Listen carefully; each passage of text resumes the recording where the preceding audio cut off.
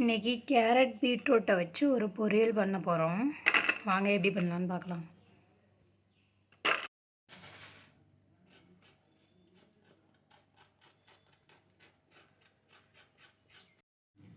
பீட்ரூட்டையும் கேரட்டையும் நல்லா சீவி பொடியாக கட் பண்ணி எடுத்துட்டாச்சு. இப்போ அதுக்கு தாளிக்கிறதுக்கு தேவையான பொருள் பெரிய வெங்காயம், கருவேப்பிலை, பட்டை மிளகா எல்லாமே எடுத்து வச்சு இப்போ வாங்க எப்படி பொரியல் பண்ணலான்னு பார்க்கலாம்.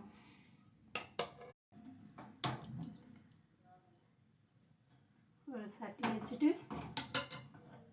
சட்டி நல்லா காயட்டும்.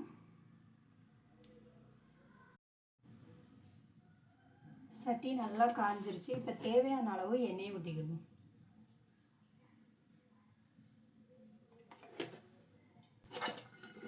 தேவையான அளவு கடுகு போட்டுக்குவோம். எண்ணெய் நல்லா காஞ்சிச்சு.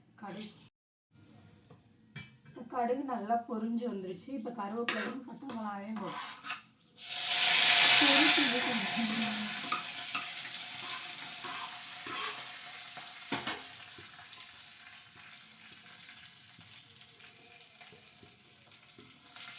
எல்லாத்தையும் மிக்ஸ் பண்ணியாச்சு.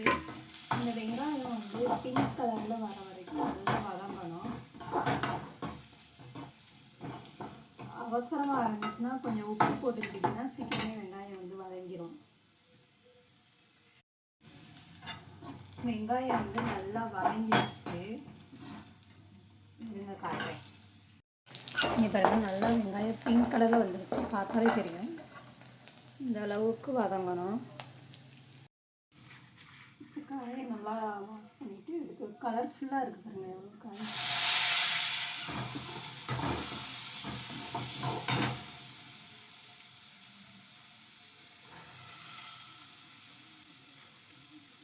நல்லா இதுதான் வாஷ் பண்ணிட்டாச்சு.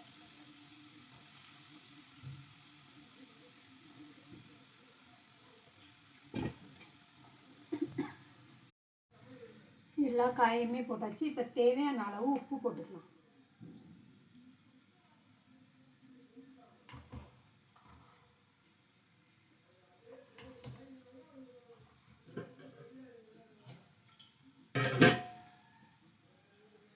இப்போ கொஞ்சமாக மிளகாப்பொடி சேர்த்துக்குவோம்.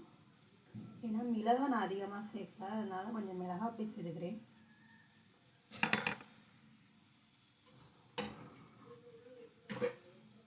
இப்போ நல்லா கிண்டி விட்டுருவோம்.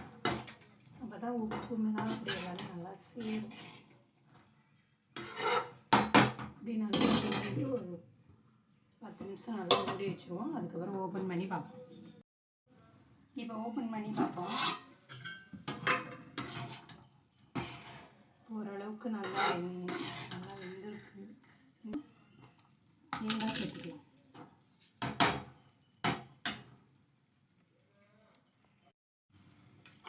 இதில் தேங்காய் சேர்த்துக்கலாம், இல்லைன்னா முட்டை சேர்த்துக்கலாம், நல்லாயிருக்கும்.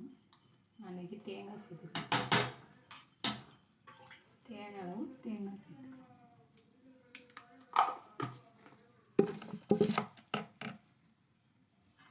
சேர்த்துட்டு நல்லா கிண்டி விட்டுருவோம்.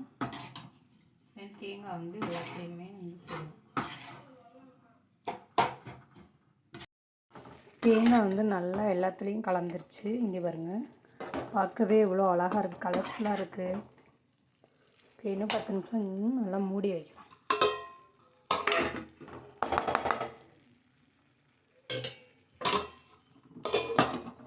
10 நிமிஷத்துக்கு அப்புறம் ஓப்பன் பண்ணி